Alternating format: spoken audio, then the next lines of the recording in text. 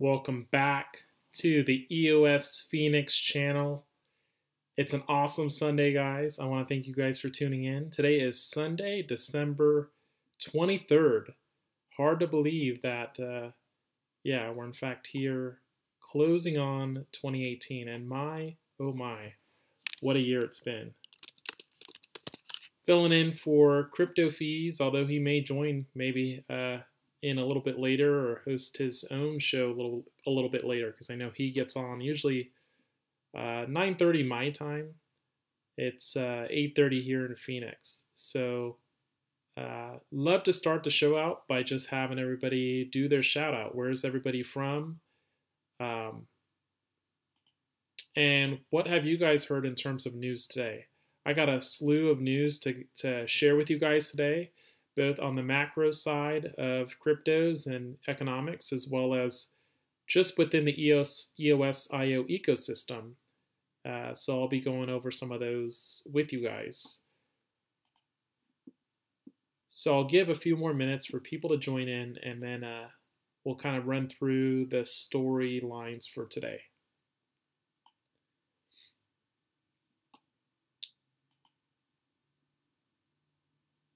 What's going on?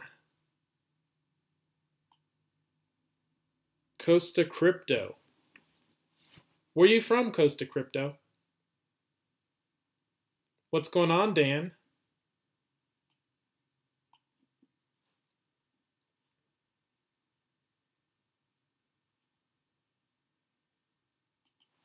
And you guys can see I'm rocking my EOSIO sweater tonight.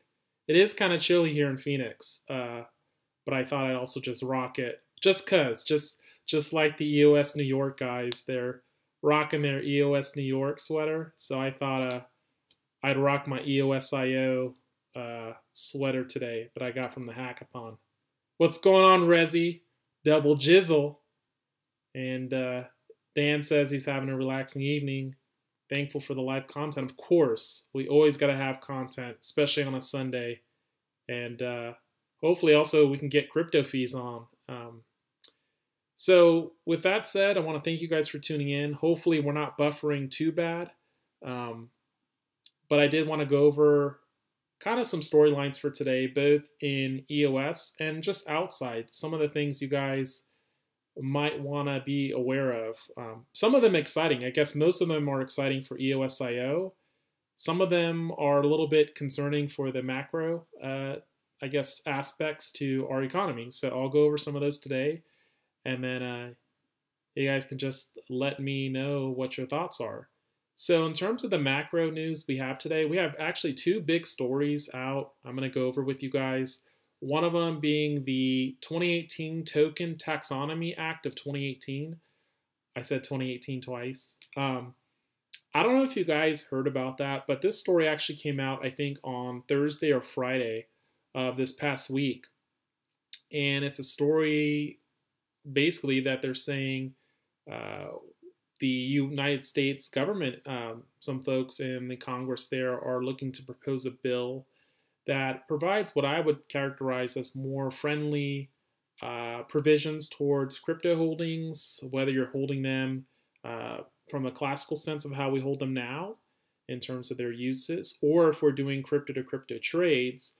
And they also had some provisions in there, I think, for 401ks and investments, as well as some ability for you to actually sell your cryptos without incurring taxes. So I want to look at the bill with you guys. It is huge news, as Costa Crypto says. It also has potentially some implications with some of the things that we see in EOS, some of the forks and stuff. So I know there's been some concerns with that. I've had some personal concerns with, given the alleged history with all these things in cryptos, how does something like crypto-to-crypto trades perceived, and maybe this bill helps to clarify the stance officially if it actually gets passed. So I want to actually go through and read that with you guys and see if we can actually understand what they're trying to accomplish with that. The second big news story is actually from tonight, and it's a news story I haven't heard a lot of people cover.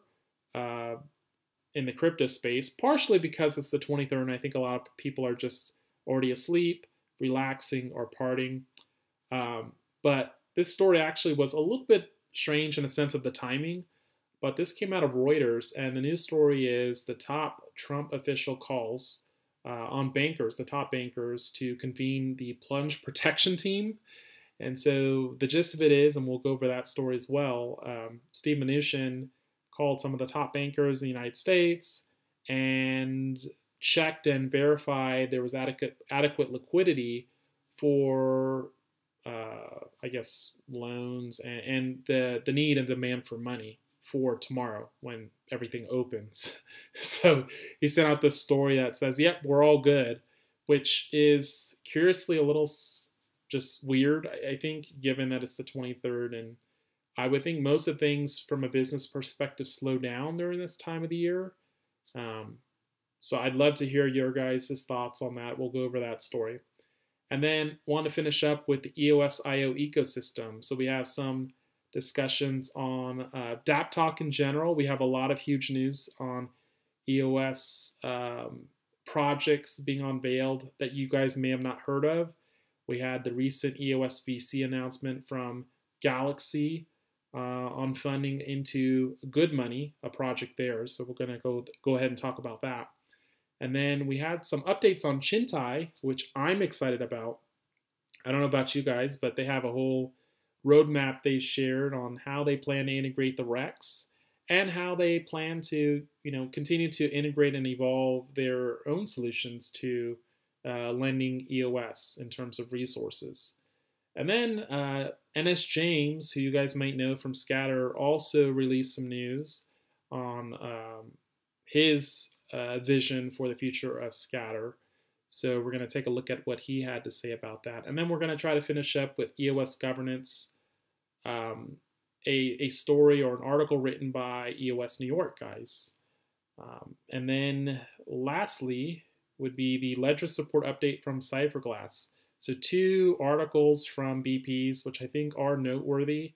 And as I mentioned in my other videos, you guys should consider, if you haven't already, consider getting involved in terms of voting and using the available technology that's available. I think, for a while there was a lot of concerns in terms of the ability for end users to securely perform votes on the EOS ecosystems. But now that we have Ledger, guys, it's, you guys should be able to do it relatively securely if you have Ledgers. So I'd encourage you guys to take a look at that and, start engaging in the ecosystem, because part of the value for EOS, EOSIO in general, but EOS in particular, is I call it the liquid governance, right? The liquid voting that we all are engaged in, hopefully, and awarding the block producers that are actually producing value.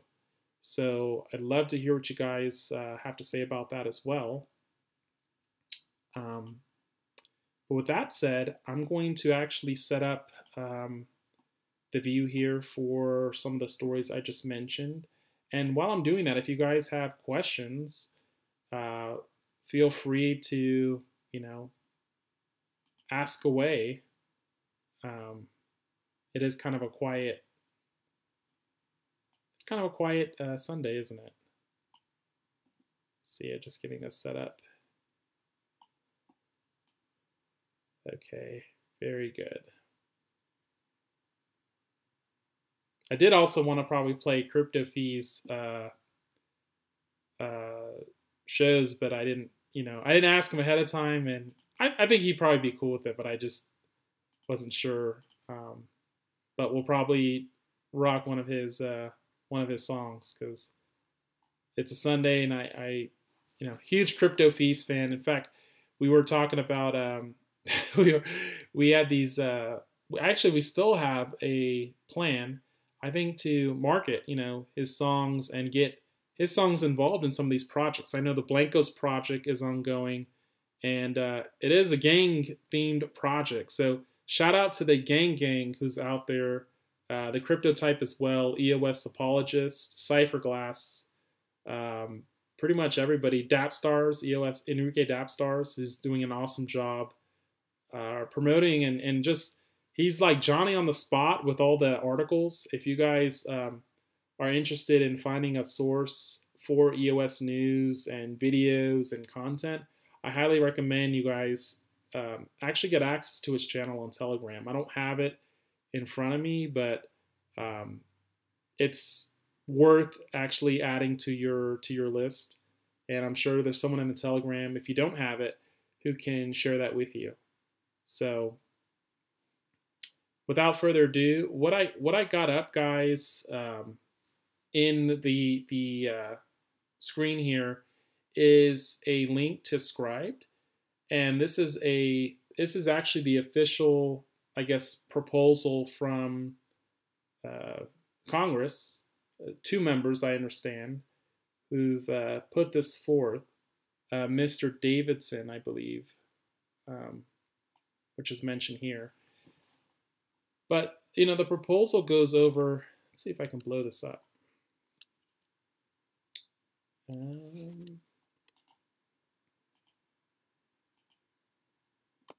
That's a little better.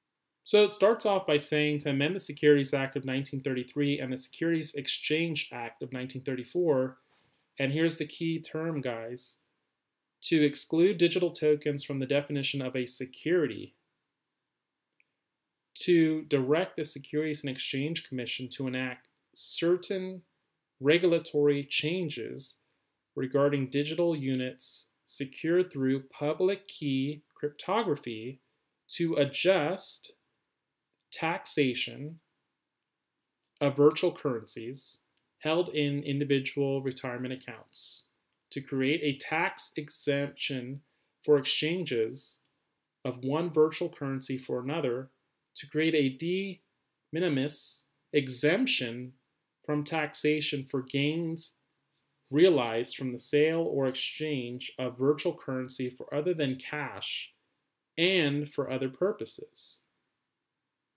So you can see, I mean, without going through the whole thing, guys, if you are interested in just understanding what this means, I highly recommend actually going to the source. You can find it. I'm going to actually put a link for those that are interested. I'll probably put it in Feez channel, his Telegram channel. But that first paragraph tells you the gist of what they're talking about. So we'll probably go through it again. We'll just take it in little chunks. It sounds like from the first part, what they're saying is they're excluding, essentially what it's saying is exclude digital tokens from the definition of a security is how I read it. So flat out, easiest way to, I guess, break that first part down, that's what they're saying, which has widespread implications. And what I alluded to in the beginning was, you know, you have something like Warbly, or you have something like, I mean, even EOS or Telos, or really any of these you could have. And it's basically saying there may be provisions to exclude some of those from the definition of the security in its own right. So that's the first part. And then it talks about the adjustment of taxation, which is really the second component here. So it mentions actually a couple different applications, or I could say adoption methods that I guess they foresee. One of them that they mention here, which is pretty interesting, is retirement accounts. So that maybe suggests that, you know, the plans in terms of onboarding this technology, where a lot of the sources are coming from. Now, we haven't seen a lot of that recently. You know, most of the onboarding in terms of cryptos has been folks our age, more into the tech, maybe more into the gaming, right? And what you're going to see, and what I've mentioned in my other videos, and what other people have mentioned, I mean, it's not surprising, is that this is going to evolve to a form where you get non-gamers and non-tech people starting to acquire these digital tokens because of the need to diversify their portfolio, right? To get away from the risk, to de-risk away from fiat currencies potentially, to de-risk from a failing housing market, to, you know, there is potentially provisions to invest in gold and other things, but I mean, you know, anybody who's looking at the movement of crypto relative to the traditional markets, there is an asymmetry, in how the price movements have been. And as long as crypto, I think, can show that it actually has, I guess, behavior that is not aligned or not symmetrical with the traditional markets, you could see a lot of wealth portfolio managers want to flock and invest in cryptos just because of that. And not so much even for resources, right? So something to keep in mind there, guys. And the third part about this is it says to create a de minimis exemption from taxation for gains realized from the sale or exchange, that's the key word, of virtual currency for other than cash. So the third part of this, guys, is in the past, there was this old notion. This was way before we had Ethereum, when I got involved in Bitcoin. And maybe even in the beginning of Ethereum, there was this whole notion of, well, if you have, one crypto and you trade it with another crypto, generally it's not taxable. And then the IRS came back last year and they said, oh, wait a second, actually, it is taxable. And if you do crypto trades, it's taxable, allegedly, okay? What this is saying is that, they're going to create a provision that allows you to do the trades between virtual currencies and not have those considered as a taxable event. Now, you would still, under this rule, it seems like, still have to pay once you convert that to fiat, which I think, okay, I get that. But, the way it is now, it makes it very difficult for most early adopters to even figure out what the tax implications are, because it's not very clear. And the rules changed, like the rules they gave last minute in 2017 weren't even clear what their own rules or how to file was. So it seems like they're trying to clear it up. But that's the gist of this bill. So if you guys are interested in that, I'll share the link. The other thing I wanted to share with you guys before I look at the comments, and I'll get to that. The other thing I want to share with you guys is there was because I did go through and read all this before kind of walking through with you guys today. The other thing was the effective date on this. They had a date of January 2017. So basically anything, if this bill were to pass, basically all trades after January 1st, 2017 would be basically in scope of this bill, if that makes sense. And this kind of goes through the specific rules of it. So it talks about some of the changes to exchanges of virtual currency and some of the changes that are needed for the 1031, which is that property in-kind exchange provision, I believe. But it had the date here. Oh, here's the date. It's at the very end. So the amendments made by this section shall apply with respect to transactions entered into on or after January 1st, 2017. So I'd recommend you guys, take a look at that. Certainly, let me know what you think. I think some people have already shared that, so I'm going to pull up the chat here.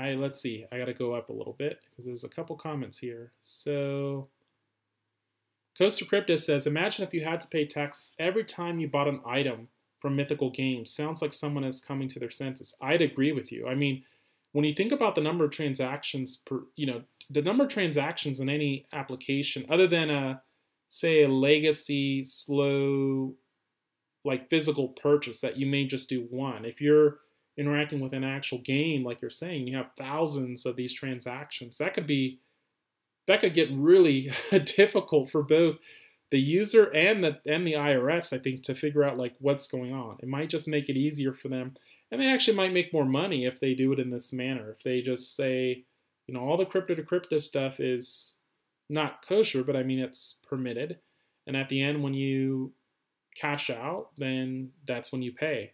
It just seems a little ridiculous, honestly.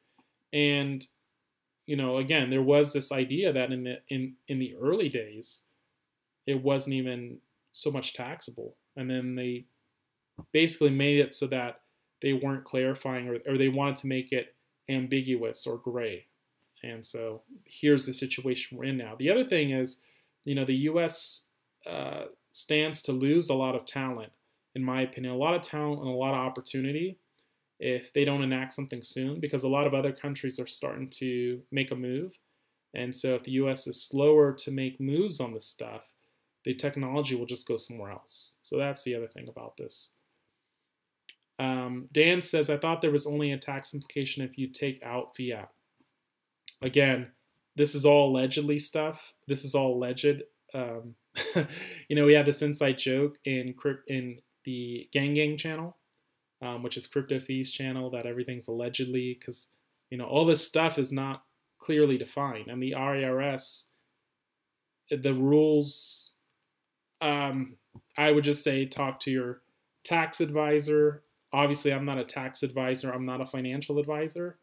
But, generally speaking, there were some declarations made by them that said if you are to do certain trades after this date, you would basically get hit with a tax obligation. So there are some considerations there. Costa Crypto says, I think this is part of this bill. I could be wrong. I think in some places you pay tax on every trade. That's right. Depends on your jurisdiction. So Dan says, that doesn't seem possible since there is no way to link an individual to a trade and they were connected via the KYC. Again, you probably don't want to go there too far, but yeah. Coinbase turns over records for any withdrawals over 10K. And this is, all alleged. So what's going on, Cliff? Cliff's High is here. And then 1-2 is also here. So thanks for tuning in, guys. We were just talking about that. For those that just joined, we were talking about the bill from, I guess, being proposed in Congress about the possible taxes, basically a better provision for crypto holders, at least in the United States, where crypto-to-crypto trades wouldn't be taxed, and also the actual tokens themselves wouldn't be considered securities, which is huge. So there's a lot of huge things in there. But one thing to keep in mind, guys, for those that are aware of it, for those that were not aware of it before, right now, if you do crypto-to-crypto trades, you could be hit with some tax liabilities. And that's why a lot of OGs like myself, I hodl things anyway for the most. And so, might want to just consider that.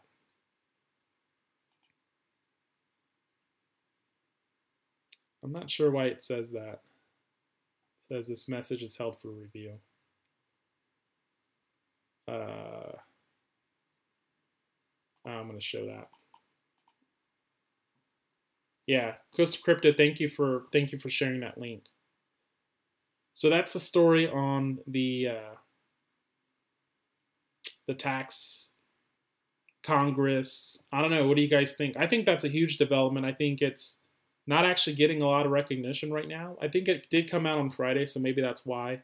Maybe we'll hear more about it tomorrow. But and obviously it hasn't passed yet, so that's a big component of this. I mean, it has to get some support, but that could be really huge. So I got two questions for you guys. One is, I want to know your favorite Crypto Feez song. So I was thinking about actually showing or playing one of his songs, because that's just what we do at the Gang. So shout out to Crypto Feez if you're watching. And the other thing is, I want to know what you guys think about this next article I'm going to share with you guys, which has to do with I think the Secretary of Treasury, Steve Mnuchin, making some calls tonight, or making some calls today, talking to the top bankers about the Plunge protection team schemes. Have you guys heard about that? I know it sounds really bizarre, but I actually got an article from Reuters I want to share with you guys. And you know what? Maybe before we do that, we should take a look at the prices as well. So let's transition this. 12 asks if I'm buying land in Infiniverse in Arizona. You know, I've played around with that a little bit. I have not. Resi says, allegedly we escaped the system by getting rich. Oh, man. I love it. Yeah, that is true. So let's look at let's go to coin market cap here and look at some of the, because I know a lot of people are into the price. You guys know I'm not a big price person, but okay, so let's see if this will work.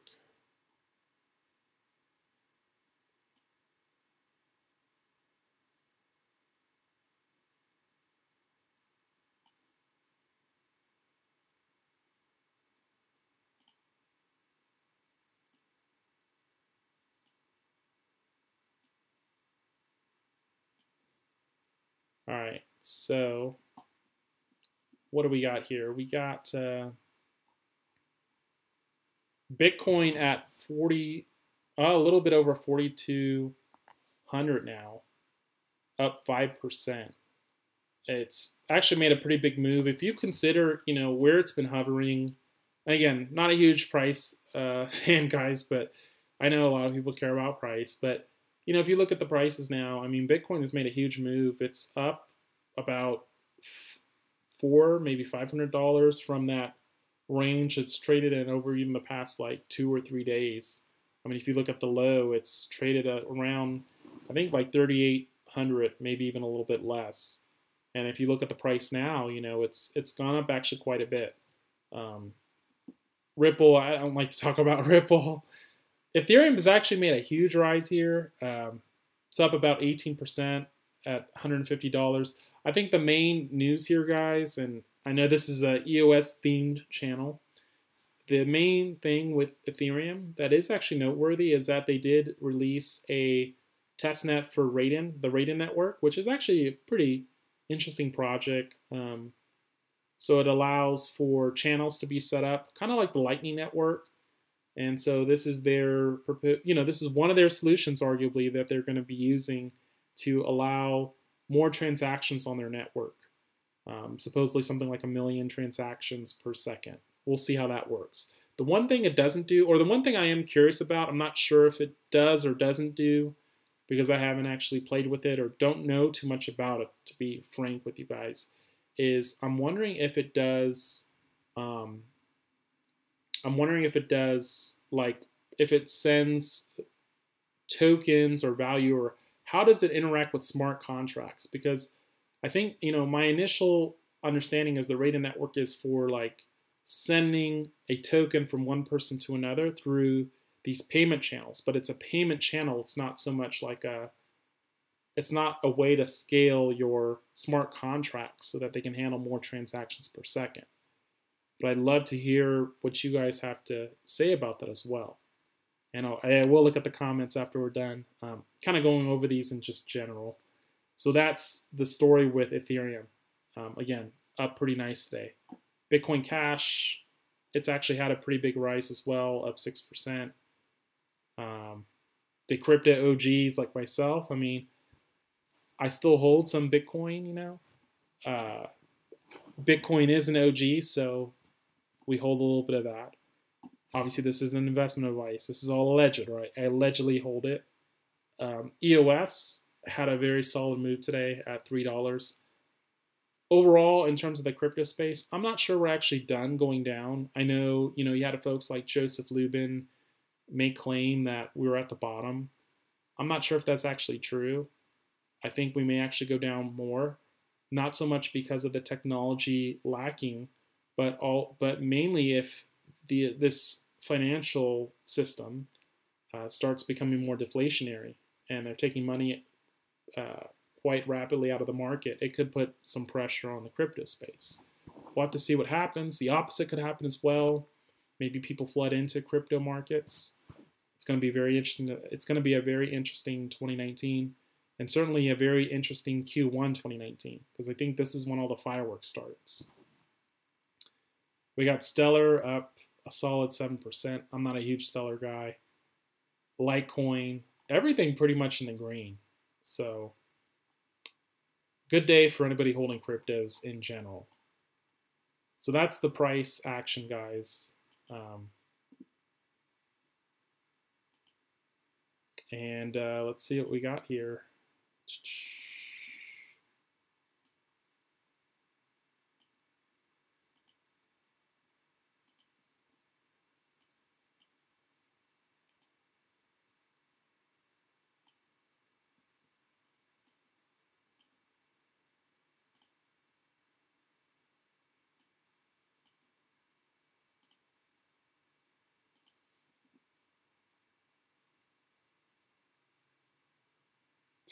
So 1-2 says there are people buying land in Cardinal Stadium and Tempe Town Link and ASU. I think I might know who that is. I got another like we got another EOS. Well, we have like 5 solid I guess EOS. We got an EOS family here, you know what I'm saying? Do you guys have EOS? I'm curious. Do you guys have EOS family in your hood? Are you like the only EOS person that reps EOS, or do you have like a gang in your town? Because like over here there's like 5 solid dudes, and that's basically about it.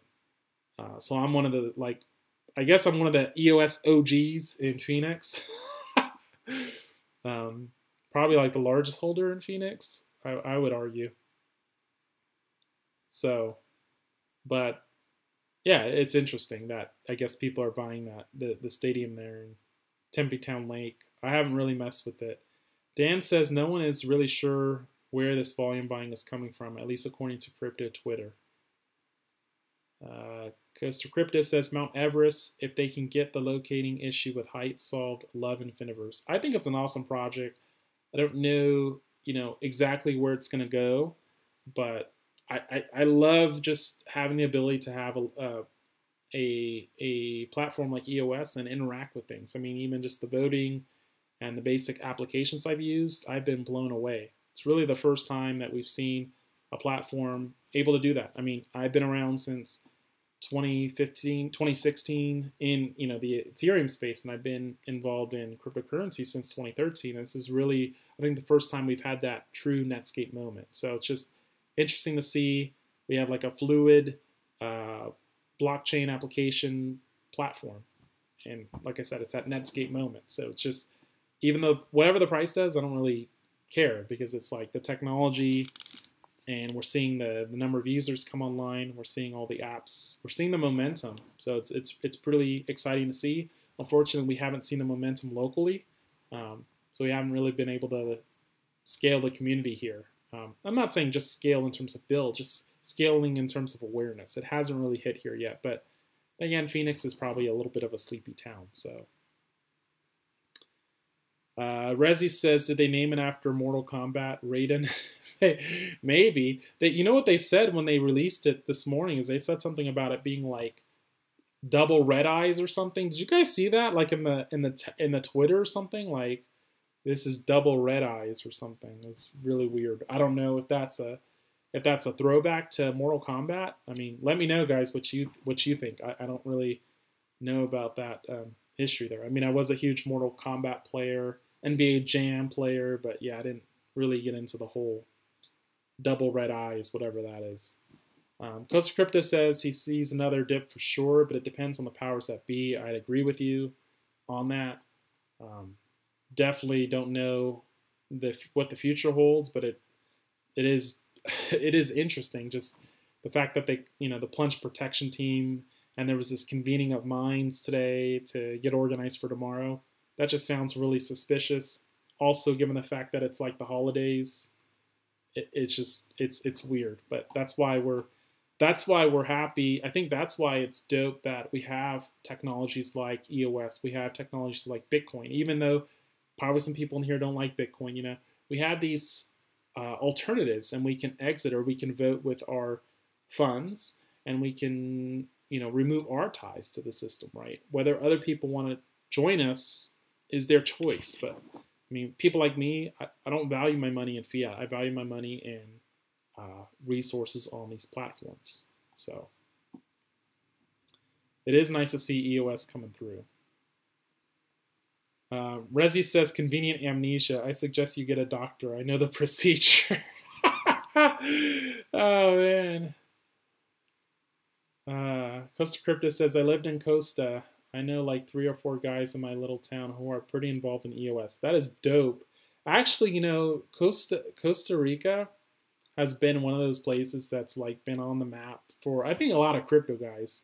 And I'm not gonna lie, I've considered Costa Rica, but you know, I've looked at things all strategically and like having enough savings and having enough expertise in what I do, and yeah, and obviously to make it hard here because like I actually have a pretty nice setup, and I like where I work, but Costa Rica is a beautiful place, so I'm sure you love it. I'd love to hear your story. You know how you actually ended up in Costa Rica. It's actually been on my list to go and see and potentially like long term, yeah, definitely like either retire there or live there and become an entrepreneur there. So George Rubio says, I'm the only one in crypto period in my valley. I'd love to know where that is, but yeah, it's like similar. And in the other town I lived in, which was in the coast of California, I was the only guy in the whole coastal community over there who was into EOS or crypto. It was weird.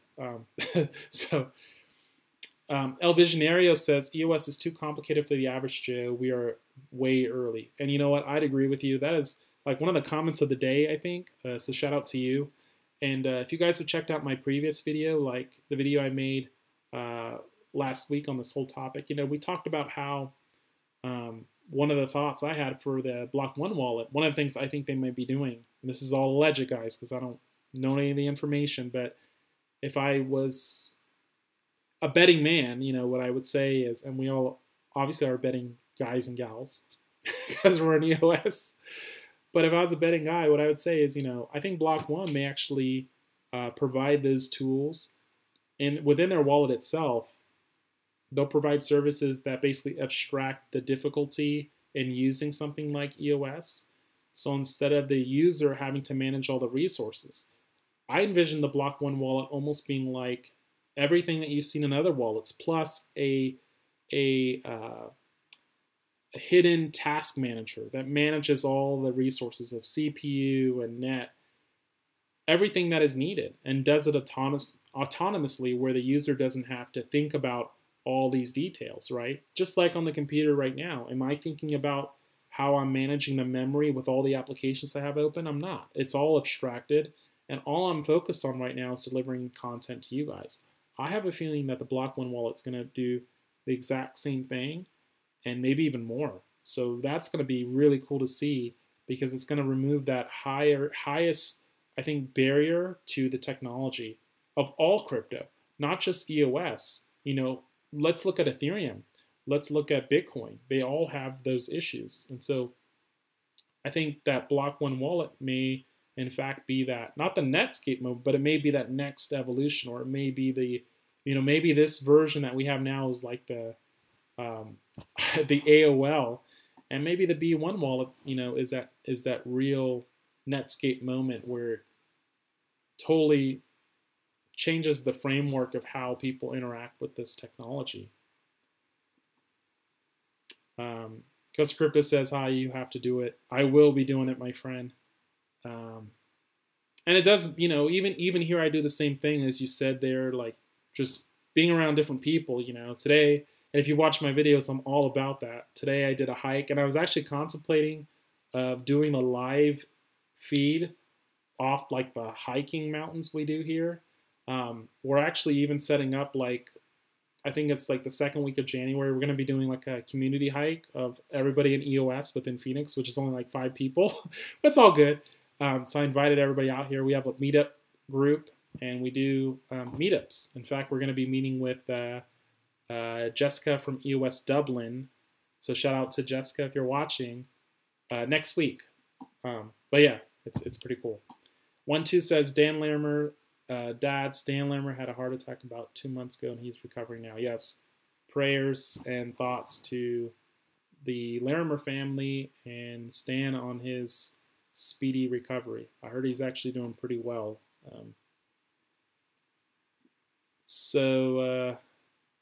Yeah, we do got to get a drone for that. That is true. I was thinking about actually getting one of those like stands, like one of those, because I was talking to my buddy here about it. Shout out to Bill from EOS Phoenix. We're thinking about getting a stand and then just something like we can actually angle. So while we're hiking up, having a conversation with the community, we'll figure it out. But there's some beautiful views out here. If you've never been here, you guys should definitely come out and check it out. It does get hot during the summer, but I mean the rock formations and the views are amazing. So and we always wanted actually. Costa Rica is obviously a place that is good for entrepreneurship.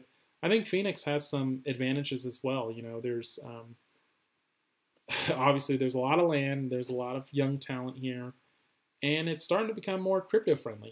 We have some people in the government that are trying to work on changing things to make things more friendly. So we'll have to see how that evolves over time. Yes, Camelback Mountain, that's where I go. Actually, that'll be the next one in the second week of next year. We'll be doing that as a community, or maybe I'll just do it solo. We'll see who shows up. It's a little like that one's a little fun, depending on which way you go. But it's a little. I wouldn't call it like a beginner's hike. So,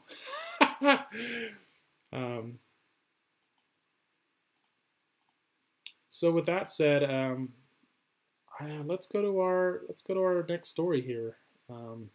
Or you know what? Let's play one of Crypto's Feez. Let's see if we can get one of his songs on here. I'm surprised he hasn't. I wonder if Crypto Feez is lurking. He probably is, actually. All right, let's see. Give me a second, guys. I am pulling up the Crypto Feez show.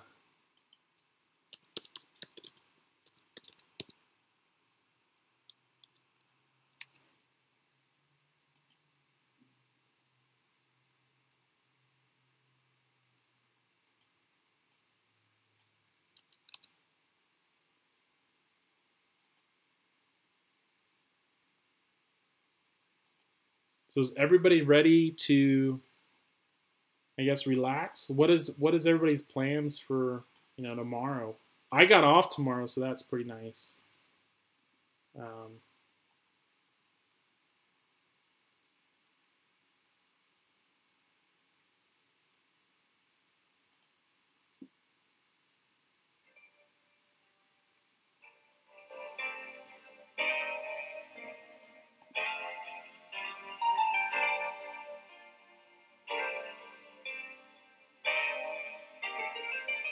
This my damn nigga. My scriptures are spoken. I'm slipping while in motion. We minnows in this ocean. We minnows in this ocean. We minnows in this ocean. We minnows in this ocean. Still cheaping while I'm smoking. These tokens got me open. My scriptures are spoken. I'm slipping while in motion. We minnows in this ocean. We minnows in this ocean. We minnows in this ocean. We minnows in this ocean. I'm praying for my tokens. I'm wishing and I'm hoping. My panic got me smoking. Where the fuck my jewel at? I need my nicotine. I be nervous on the winning team, cause we winning games coming easily. When it's gonna stop? Man, it had to stop. Now we at the bottom and it's time to scoop them up. Gang, gang, say it right, bitch. Double G's all in your face like some big tits. Man, my team is rich. Don't be grimy, don't be sad, cause we made it. Self-made millionaires. Self-paid billionaires. My scriptures are spoken. I'm slipping while in motion. We minnows in this ocean. We minnows in this ocean. We minnows in this ocean. We minnows in this ocean. Still cheaping while I'm smoking. These tokens got me open. My scriptures are spoken. I'm slipping while in motion. We minnows in this ocean. We minnows in this ocean. We minnows in this ocean. These tokens got me open.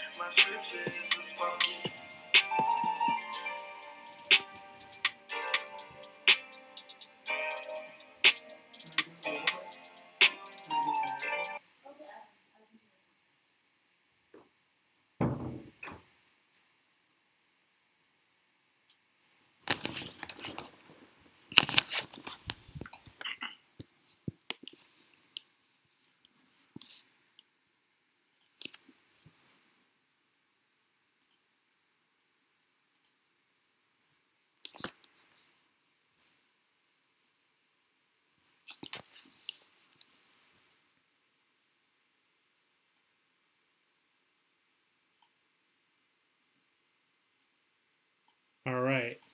What'd you guys think about that? I think his songs are so dope.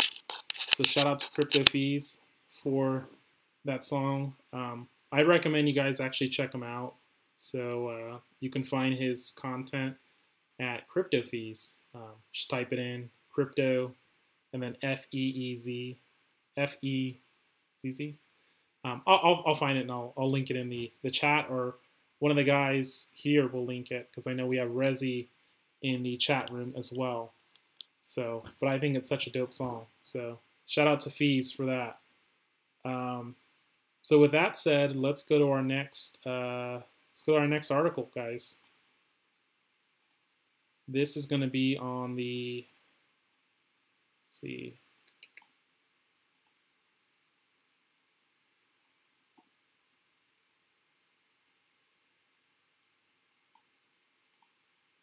Okay. So this is what I talked about. Oh, got a little bit cut off there.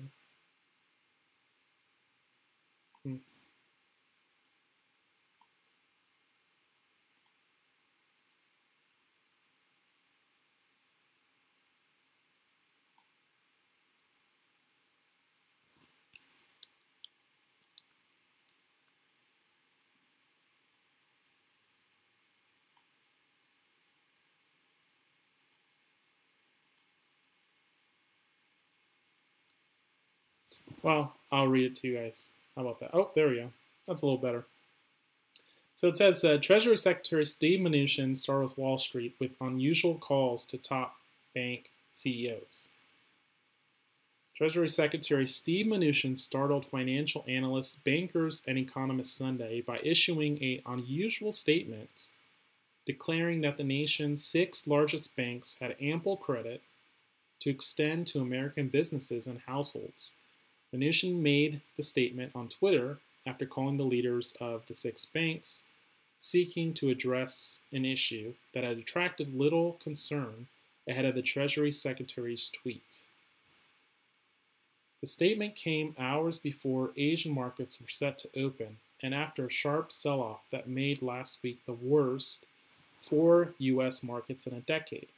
President Donald Trump had been furious at the sell-off, and efforts by Mnuchin to inspire confidence in the market have so far failed. Several analysts said Sunday night that his outreach to the banks and subsequent statements were likely to backfire and drive even more concern.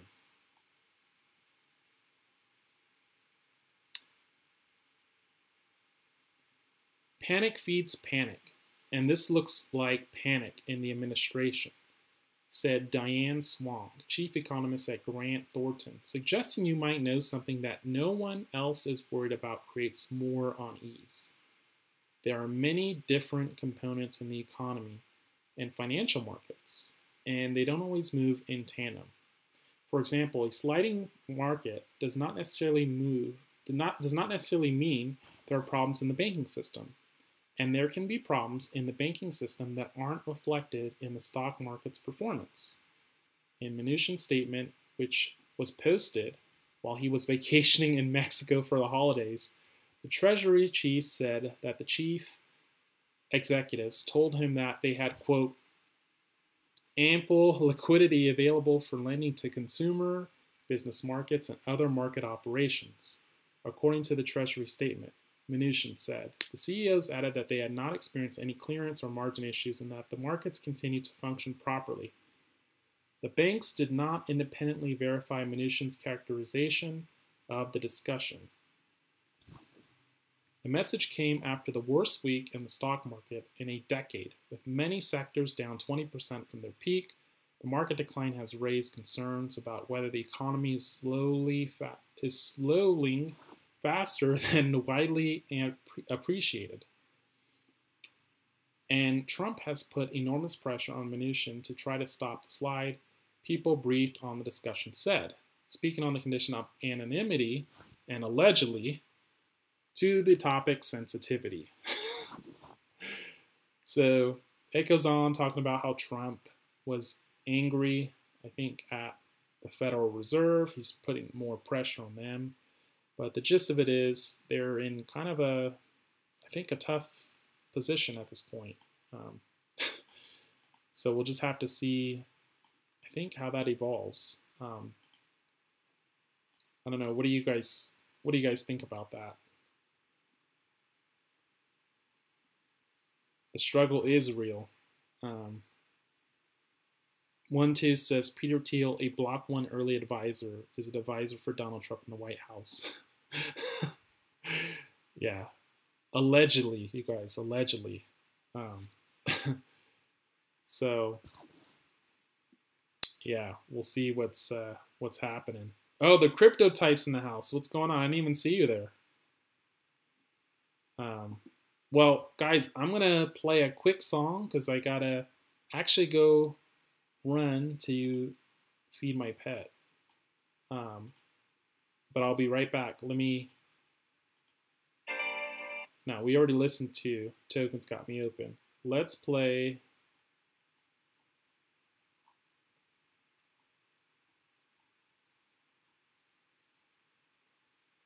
Cryptoverse. Let me take you on a ride. Let me take you on a ride. Oh, this my jam, nigga. To the cryptoverse, through the cryptoverse. Take you through the cryptoverse, through the cryptoverse, through the cryptoverse. Let me take you through the cryptoverse. Let me take you through the cryptoverse. Break it down real quick on this first verse. Fucking with that ether, that shit'll get you burned. Get some Bitcoin, cause at least you know you earn. What I tell you, EOS, do it like drugs. Keep it like hugs. Give it like love. Can't you see that we the one? We the motherfucking God chain. I ain't have to say it twice, cause you know the name. Double G's all in your face, all up in your place. Dancing on the couch, fuck that damn couch. Slap you in the mouth if you talk about my coin. Talk about my gang, then you know you getting slain. Take you through the cryptoverse. I take you through the cryptoverse. Take you through the cryptoverse. I take you through the cryptoverse. I take you through the cryptoverse. Let me take you through the cryptoverse. Living off this crypto, that's all I know. Grinding with my gang, that's for sure. Gang, that's for sure. For sure. All I know, that's for sure. That's for sure. Nigga. Take you through the cryptoverse. Be up on your P's and Q's up in the cryptoverse. Before you wind up in that crypto hearse with that crypto curse. Talking about they stole my whole damn cryptoverse. Man, you crypto girls, I'm a crypto boy. I run that hard, you run that soft, you want them little toys. Don't you know I run the game? Called it way back. I'm a big dog, y'all some little gnats. I'm straight facts, pockets stay fat. All I do is win, never ever sin. I be truthful to my nature and I always keep it G. Double G's is what I'm repping, so you always know it's me. Take you through the cryptoverse.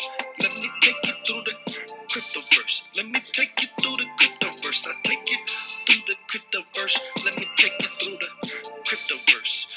Take you through the cryptoverse. I take you through the cryptoverse. Take you through the cryptoverse. I take you through the cryptoverse. Through the cryptoverse. I take you cryptoverse. I'ma take the whole cryptoverse.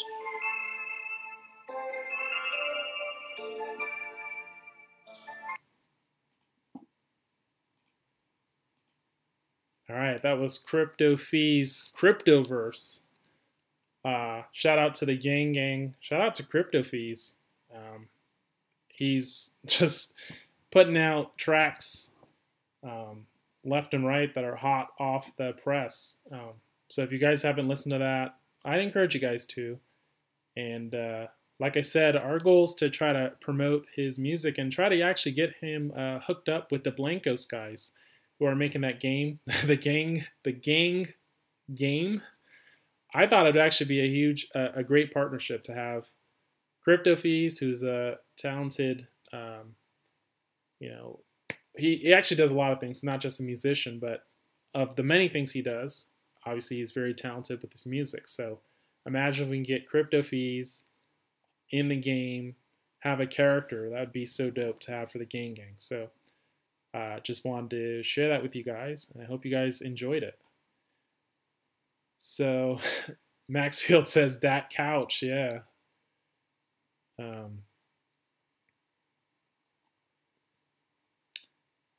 Crypto Feez. I wonder where Crypto Feez is at.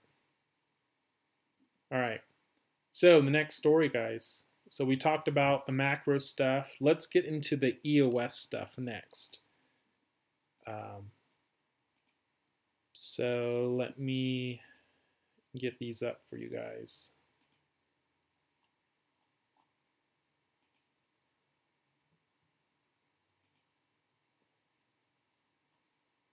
So the first story I wanted to share with you guys is actually a story about Everpedia, of all teams, I guess you could say. This story is actually Everpedia's expansion plan for its blockchain-based encyclopedia. So what a lot of people don't know is, obviously Everpedia is this project that started out, and they're building this decentralized encyclopedia that's supposed to compete with the likes of something like Wikipedia. But what many people don't know is the fact that Everpedia is looking to expand their operations to do even more than that. So I'm going to actually take you guys through this article for those that aren't aware of it. It talks about how Everpedia's expansion plan. Everpedia is building an encyclopedia based on blockchain technology. It plans to improve and expand its IQ ecosystem in several major phases. Everpedia launched its initial blockchain network in August of 2018. This allowed users to begin staking IQ tokens and receiving rewards for curating and editing articles. Although the original network launch was successful, improvements will enable Everpedia's global community to grow on a much larger scale. So what exactly are they actually planning to do? They kind of summarize the 4 things they're planning to focus on for Everpedia. 4 things being a new user interface, importing Wikipedia articles in additional languages. That's going to be huge, guys, because, think about like Wikipedia right now. The fact that it is kind of the world's encyclopedia, but the fact that maybe in other areas around the globe, having an encyclopedia that is actually global and has all these languages and allows people to actually, not just English speakers, but people who speak other languages, use really this global repository of information is going to be huge. Just think about the population outside the United States. Think about the population of people that don't speak English, for example, right? That's, I think, largely overlooked by some. I think it's an amazing plan. Improve language support and team expansion. So unlike a lot of other teams, like in Wikipedia, a lot of teams in Ethereum who are downsizing, many of whom that I supported allegedly, like my boy Rezi would say, we're seeing an EOS that people are actually hiring. They're expanding their teams. They're continuing to innovate, right? They're building on top of what they have. They already have this quality product, I think. A lot of people would argue successful too. And now they're looking to add to that. So that's just the first part of this article. Talks about, how they're going to expand the launch to a new user interface. They talk about broadening the appeal of the platform for mass market adoption. And they talk about their plan to add, these languages. And this is probably the beginning. Imagine when they add Chinese. It says Everpedia has already completed the importation of Korean and Mandarin Wikipedia content. Wow. It will move on to add Spanish, French, and Italian. I didn't even know that, guys. So they've already done Korean and Mandarin, which if you think about it in terms of crypto and and even outside of crypto. That's a huge segment of the world's population off the bat. But in addition to that, the one thing I want to share with you guys, which wasn't talked about too much, I think probably the only channel I heard this on might have been Matt's, or it might have been Cypherglass's channel, but they actually unveiled that they plan to add more dApps on top of the IQ network, and they point to four additional dApps under development right now. One of them being a prediction market dApp. I guess the way we could think about it, the traditional OGs in the space, this would kind of be like an augur, I believe, which actually was widely, I guess it was viewed very favorably from a lot of traditional, I think, Wall Street types. In fact, I mean, this was one of the biggest projects in the Ethereum space, and unfortunately for Augur, and not to throw dirt or salt in the wound for Augur, but Ethereum just really can't scale. They actually have a working dApp, but the usability of it just is very clunky on something like Ethereum. So while the idea is nice, if EOS and the folks that are making this IQ network can leverage the technology of EOS and make the user experience seamless, I think this is a slam dunk, because there's nothing that is stopping really the idea itself of Augur from proliferating. It's really the clunkiness of the network, right? And we know in interacting with EOS already in terms of the voting, and if you've used Tribe and any of the other apps, we know the user experience is pretty seamless. I mean, we can say that there's issues with the resources, right, on the network, but I think a lot of that will be overcome from some things like Rex, right, that are going to be unveiled. They also talk about an Oracle service dApp, which for those that may be wondering, well, what does that actually mean? Most of the time with an Oracle service, it's basically having a method to discover the facts or price or a value of something, right? That's an oracle. So you can have like an oracle insurance market. You could have an oracle price market, right? And it may, I think, gather the data from different sources and then come up with maybe a price discovery or some risk algorithm. I don't know. I'm kind of curious to see what they actually come up with myself. So if anybody has any ideas on that, please elaborate on that point. An on-chain facts dApp, that sounds pretty interesting. Again, that one's, I'm curious to actually understand what that means. And then they also mention here a Quora alternative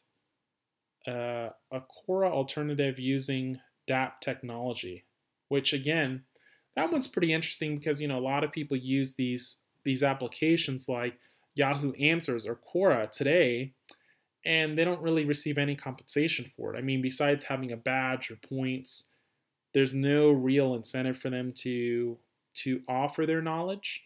And so really the way I'm seeing the IQ network expand is they're looking to go from a strategy of just being an encyclopedia to really being a repository of knowledge, of real-time knowledge and expertise, and a place where anybody can go and basically get advice, right?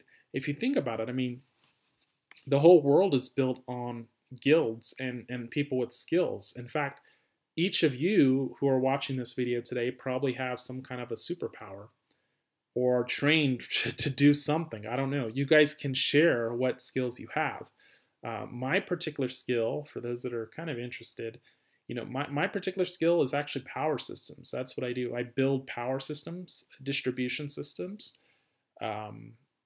So, there's expertise there. And if someone was building a power system, say in another country, or maybe in the United States, and they needed help with it, they may be able to use a system like Quora to ask subject matter expertise questions. And an expert could go on there and actually advise them, right? And give them advice on how to address a challenge or a problem, how to solve it, or how to design it, right? So this could really actually open up a whole multitude of possibilities for not only the IQ network, but also users across the world with different skill sets who want to connect with others who are in need of their expertise or talent or knowledge, right? So really cool stuff there, guys. I'm really excited about that one. I don't know about you guys, but I'm actually pretty excited about that one. I know the Karma, what's her friend's name there? The guy from Karma, Dallas Rushing, was talking about how he believed his dApp would probably be the most used dApp on EOS in 2019. But I have a feeling, if depending on the time frames with IQ, the IQ network, I could see something like this actually being that. I don't want to say killer dApp, but it could be that aha, like that second layer of aha for people who are not into EOS to kind of give the network some recognition, and show the power of this network.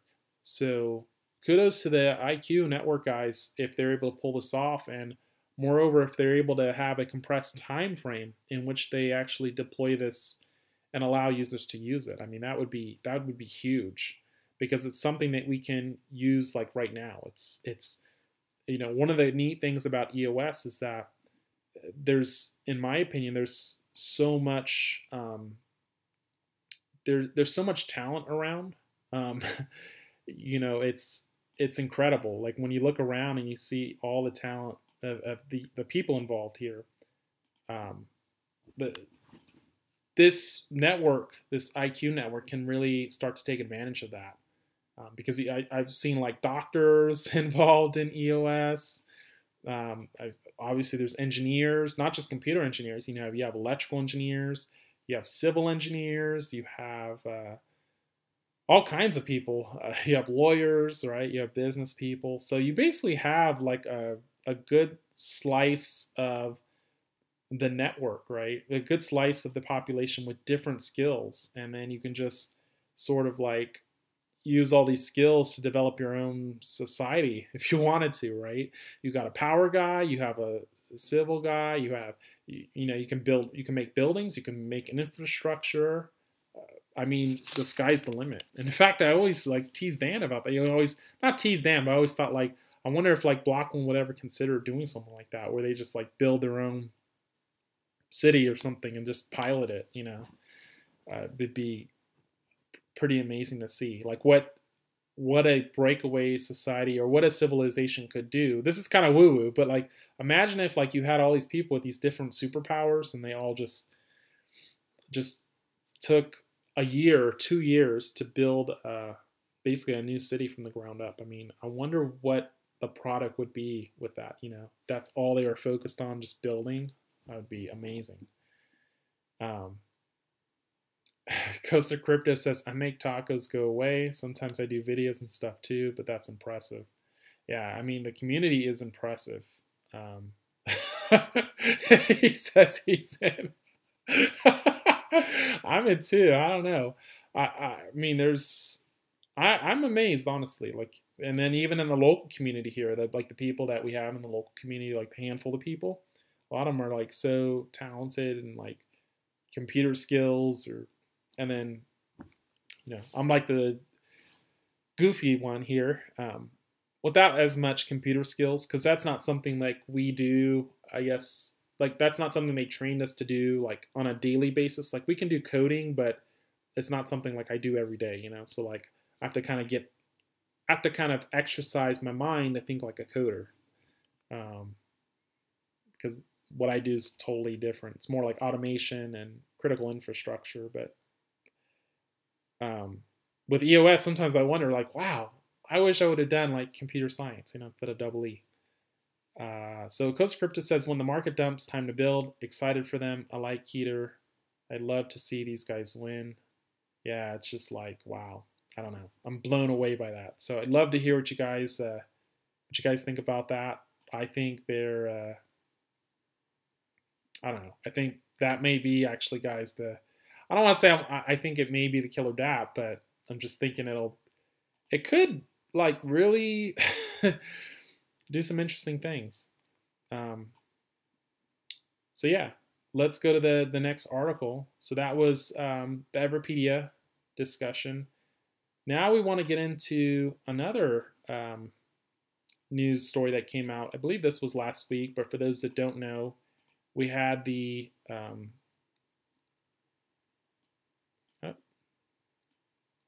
see what happened there. Okay, that's good. Galaxy Digital's EOS VC fund leads $30 million Series A funding for good money. This was actually one of the articles I was really stoked about. I'm going to actually explain why. I'm going to kind of go off on the beaten path beyond what the article says in terms of what I think may be the long-term strategy here. So, and I also love to hear what guys like Matt and the Crypto Type and really everybody, Rezi, have to say about this, because I want to know, you know, I think there's more to good money than meets the eye, and really more to good money than is in this article. So let's kind of go over that. Good Money, a digital banking platform, has successfully secured $30 million in Series A funding round, led by Galaxy Digital's EOS VC fund. Numerous venture capital funds and investors participate in the funding event. The Good Money digital banking platform is the first to be owned by its customers. I want to say that again, guys, in case you didn't know. The Good Money digital banking platform is the first to be owned by its customers. So basically a customer-owned bank. It features best-in-class peer-to-peer and online banking services. So it talks about who participated in this. Fund's co-founder and co-head of principal investments, Sam Engelbrett, commented on Good Money funding round, saying, "The combination of an activist brand with deep direct-to-consumer experience at scale positions Good Money to be a leader in the historic disruption of the banking industry. Good Money is led by world-class founders who have built billion-dollar companies with marketing experience and relationships that can bring tens of millions of users into the ecosystem quickly." Wow. It's pretty bold statement. A couple things stick out to me, even just with that quote. He talks about, the historic disruption of the banking industry. World-class leaders who have built billion-dollar companies, and direct-to-consumer experience at scale. So we get a couple things there. We get disruption, obviously, in a very powerful market, right? What other powerful market would you guys think of beyond banking? I can't really think of one. I mean, yeah, we have the power industry, we have the oil industry, but I mean, if it really boils down to it, all those kind of tie back to the financial markets. So this is huge. This is a huge, I think, this is a very ambitious strategy, but it's bold I like the boldness of this group to, form this venture and start it up, right? So let's get into what the article says about Good Money, and then I want to talk about, again, kind of thoughts on overall thinking about, what this could possibly be. But before I do that, I want to get to your comments. So, because Crypto says, "Nah, I love it. Adoption of EOS in any form. If EOS becomes the go-to software for financial compliant applications on any chain, I'm in. I love EOS. Chain agnostic despite my work with Warbly." That is good, my friend. I know we've had our battles, but that's good. Yeah, that's good to see. And I don't know, it would be interesting to see. One of the things that I know Cypherglass even mentioned with, and just so you guys know, with all these VC projects, my understanding is they have to use EOSIO software in some way. So I'm curious to see if, something like Good Money ends up becoming something like a financial district chain, or what is really their strategy? Because, I mean, obviously they have, they're a bank, so they have like half of the equation, right? They already have a banking partnership because they're forming a bank that is backed by the community or gives stake to the community, which is genius. And that was always my concern with, and not to say that Warbly doesn't have that, but that was one of the things I was kind of curious about is, how are we going to overcome that critical partnership with an actual banking institution? And it sounds like Good Money actually has that. So what I'm suspecting, although it's not here, is that we're actually going to see a chain associated with Good Money. So they're going to run an EOS chain, and then they're going to build services on top of that. It sounds like they're going to start with very basic things. So we're going to read what is Good Money. It says Good Money is a values-based banking service that builds peer-to-peer banking services to the users. The neobanking company offers FDIC-insured savings accounts generating 2% yields and free ATM withdrawals to the users. One of the comments that someone mentioned locally here about that, and this gentleman who's in our community actually works on, I think he does ATM stuff. We don't need to go through that, but one of the things is, while it says free ATM withdrawals, I'm wondering if there's like fees associated with that. Like if I go to a Bank of America ATM, even though it says free ATM withdrawals, don't you have to like pay a little fee or something in addition to that? I don't know. I mean, it's still cool that there's ATM withdrawals. I'm just thinking as I go through this with you guys and giving you guys my my thoughts. So I don't know if anybody can clarify that. Please share your thoughts in the comments. It will also provide low consumer loan rates and does not charge an overdraft fee. So that's interesting. I wonder what low consumer loan rates actually is, and how they leverage the technology. That would be really neat to see. El Visionario says the ATM you are using will charge a fee. So yeah, that's my point. Crypto says a separate chain would be best, but we could even see them. On Warbly.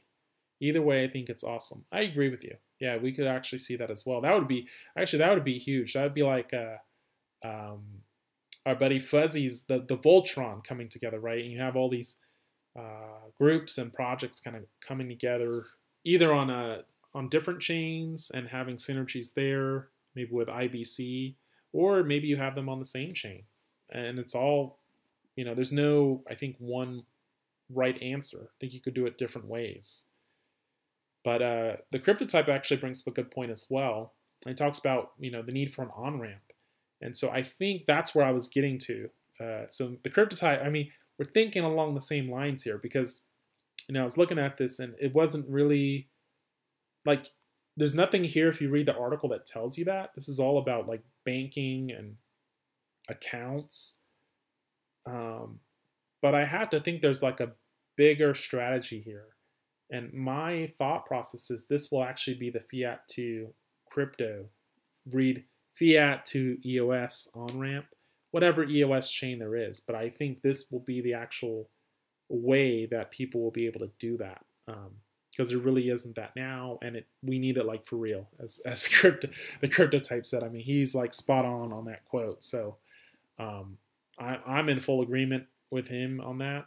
I think that's something that, again, is not talked about. Everybody just thinks, oh, you can build great technology and that's all you really need. And it's like, well, no. If it's very hard to acquire the resources for the network, you're not going to be able to get many users on it. And right now, even to get EOS tokens, for example, like I want to get some to give away as stocking stuffers, and I could have, like, of course, drawn from my account and gave it. But if I just wanted something that allegedly wasn't linked to my accounts, and I want to give tokens as well and give them as a stocking stuffer, there's not really an easy way to do it. I could go to a couple international exchanges and do it, but there's nothing like a Coinbase where I can go sign up and get the tokens. And there is maybe a few of them, but they're not ubiquitous. Normally you have to go to Bitcoin and go from Bitcoin to Ethereum, and then Ethereum to EOS. So yeah, I guess you guys see my point with that. So that was the other article, guys. I'd love to know what you guys think about that. My thought process is, again, I think it's the fiat to crypto on-ramp. I also think that what we might be seeing is something that's used in the future for STOs. You might have users be able to use this bank to form their own maybe their own loan structures. I don't know. There's a whole multitude of possibilities, but the fact that now there's a bank tied to the chain, some kind of a chain, potentially, it just opens up the possibilities in terms of fintech and innovation and official structures that could be regulatory compliant as well. So you think about solutions that may require that, like insurance, even just beyond banking. You have other solutions that live on that financial tech layer that still live in the traditional space and need the regulations, but can basically out innovate the legacy systems, right? That's, I think, what this is about. So it's a lot more than just a bank, in my opinion. Comments. So Costa Crypto says Voltron is coming. Love Fuzzy. I do too. Shout out to Fuzzy if he's watching. Him and I think my two favorite all-time EOS like host of all time. Well, I'll say three. Obviously, the Crypto Feez is in that group, but we have the old school.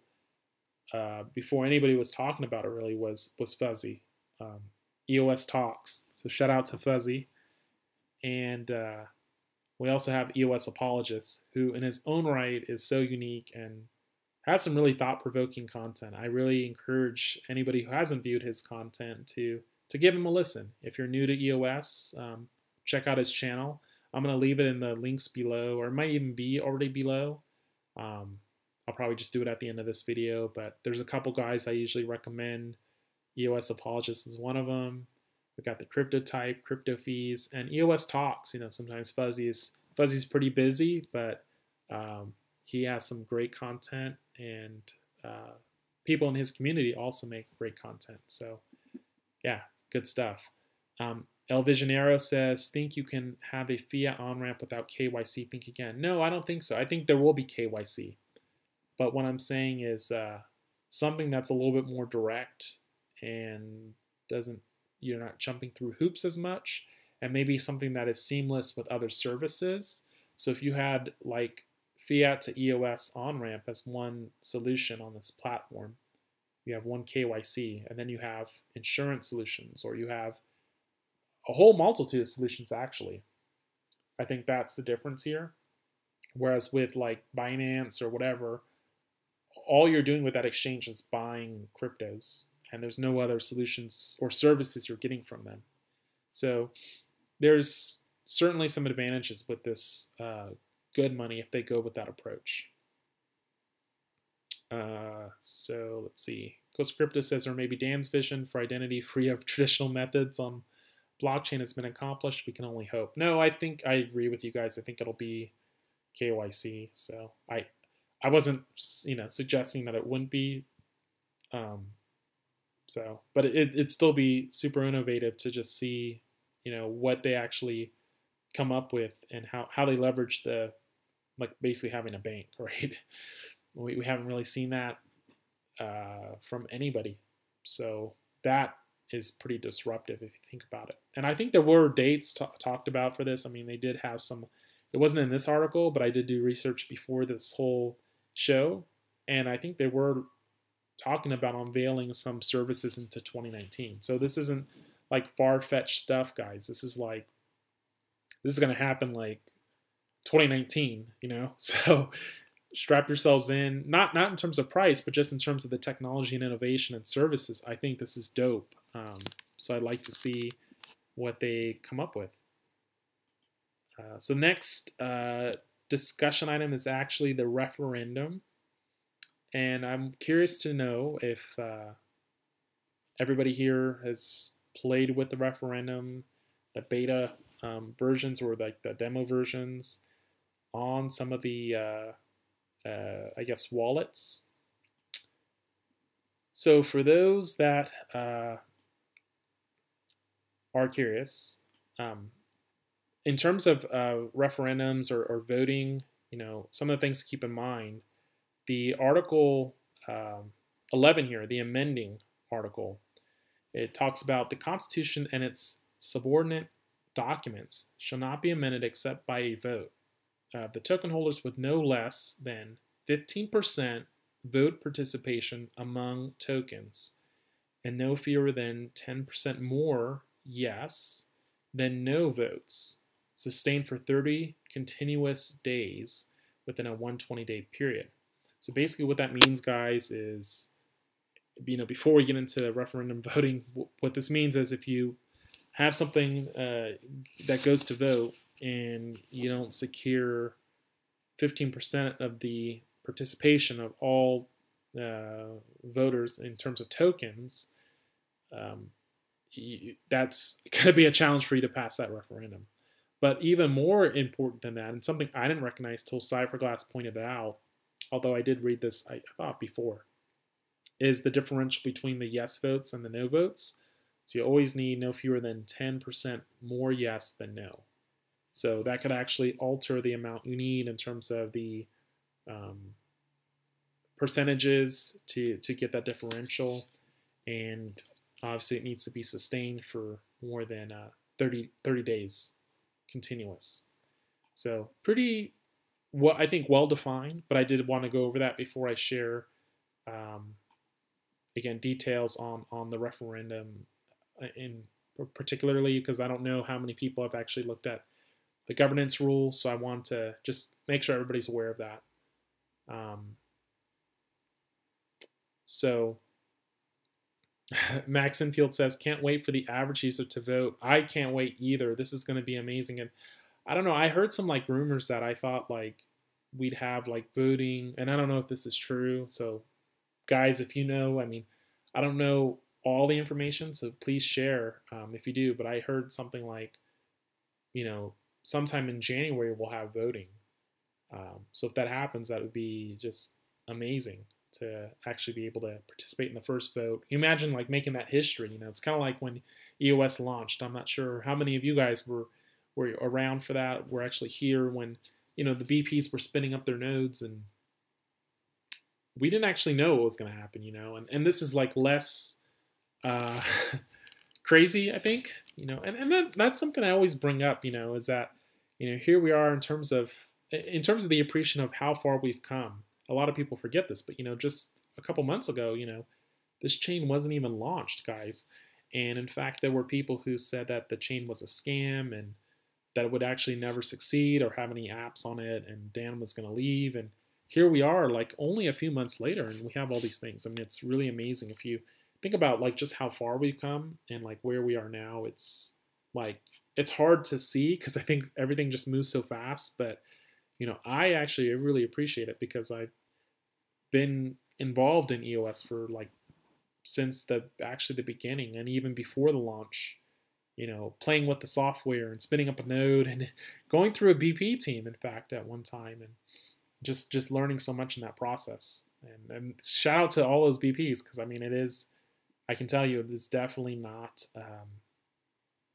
easy. Even though a lot of people have this perception that it is, it's just crazy. Yeah, and Visionario makes a good point. People are scared of not getting the token swap from Eve. There was a lot of things. Getting their keys stolen, right? And then doing this registration stuff, allegedly, for some of you guys that did that. Hey,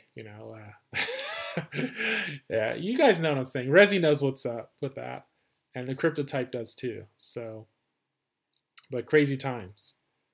So let's take a look at that then. In terms of where you can actually see some of this stuff, you can go on, for example, EOSX.io tools, referendums proposals, and this is their, I guess, their beta launch. So it shows you can actually sort by creation dates. That's on the top here. You can refresh it. There's the ability to do a new proposal. I haven't actually played with that, guys. I'm wondering if there's like a filter or a way to mitigate the number of proposals that are shown. Yeah, my understanding of it though was that the tools themselves provide the interface and may decide which ones are shown. So that's something to keep in mind. Right now on this particular referendum proposal interface, you can see they have decaf. And they have a test. So this one I'm going to have to, I guess, translate. Yeah, you guys get involved. Costa Crypto, Matt, everybody. I mean, check this stuff out. Because, I mean, these are the kinds of things we're going to need to, I think, just get involved in. We're going to need a vote. So, you know, those of you who haven't voted, and I know there's been some concerns. I do understand the concerns because I think one of the issues is, like, for example, your keys and keeping those secure and then voting with them. But now with, thanks to, you know, Cypherglass, shout out to those guys. I think with the ledger integration and having that ability to combine the ledger and scatter, it makes that process very seamless and for the most part secure. So there isn't really a reason why we shouldn't be able to start playing with these things now, in my opinion. Especially if you have, you know, an active key. We do need voting incentives, like you said, and it will develop over time. I think the Rex is going to be a large part of that. So there's your incentive right there, El Visionario. I would say, you know, Rezi's funny. Allegedly, my keys won't open the door. But what I would say is El Visionario and anybody who's watching this, you know, yes, we all know the Rex is coming like very soon. So I think it would be in your best interest to start practicing now so that once we have these tools available and then the incentives available for you, you're not having to fumble through it and figure it out. You know, then you're ready to go, you've practiced, and you're comfortable with it, right? So you don't want to FOMO into incentives. So that would just be my advice to everybody here. But yeah, you can see one vote here says EOS Park is the most powerful EOS Explorer, and they have 11 yes votes. So I guess some people are using it for marketing. But I think this is pretty cool. There's some more serious ones here. They have the compensate risk locking state and lending out of inflation to reduce vote buying and increase participation. So that's I guess somebody who proposed that. Multi-select test. Who's the best blockchain? Wish you a Merry Christmas. My demo test. There's actually quite a few here. Please buy domain ECAF to donate to ECAF. Burning EOS saving account 4% inflation token for supporting EOS price versus fiat money and avoiding BP bankrupt. Actually, this has 2,477 EOS, 5 voters though. So, and then start EOS BP should be voted out of the top 21. So this has 19,000, 16 voters so far. One thing that I would like to see here, I mean, my feedback on this thus far, and obviously they've done a great job. One thing I don't see here though is like the percentages in terms of, I guess these are percentages, but is it actually dynamic? I guess it is, 99%. Okay, so maybe it's right.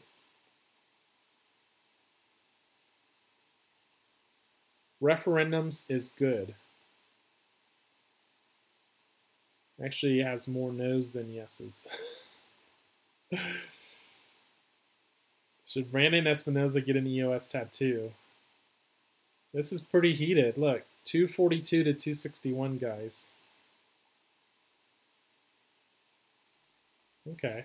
I might actually, go in and cast. I mean, I played around with this, but I certainly haven't like cast a vote yet. But I think I'm gonna give it a go. So let me know what you guys think about that. So that's something I'd encourage you guys to take a look at. But I wanted to share that with you guys that that's available. And let's go to the chat, see what people are saying, and then we'll go to our final story here.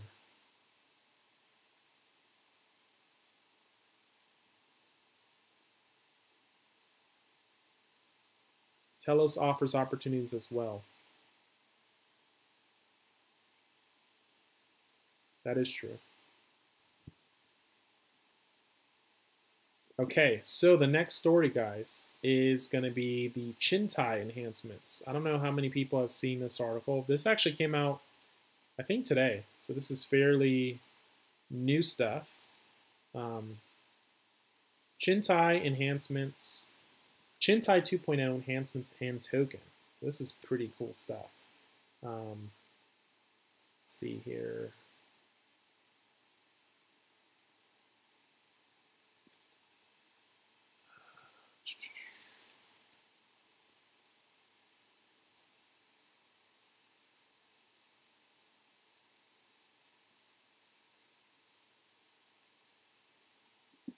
All right. So it says, first, we would like to express our sincere gratitude for everyone. Well, let me take a step back. That wasn't a very good introduction. First of all, what is Chintai? For those that don't know, Chintai is basically a platform that allows users on the EOS network to exchange their resources, right, with other users. So, for example, you have an EOS token. The EOS token actually represents resources on the network, CPU, bandwidth, net. So most of the time, the most part, as you guys know, CPU has been a kind of a hindrance, right, to some people who are using a lot of the dApps, but may not necessarily have the adequate amount of EOS tokens to interact with those dApps on the scale in terms of transactions they're pushing to the network. And so Chintai's solution was to come up with this lease application that allows users to lease out or rent tokens, right, for the benefit of this, addressing this congestion issue. Now, obviously, we do have the Rex coming out on the tail end, but this has been a tremendous, in my opinion, help to the network in terms of giving users the resources in terms of a lease. And it also has helped out a lot of applications as well. So let's go read through the article here. This is from the Chintai team, and this was actually published today.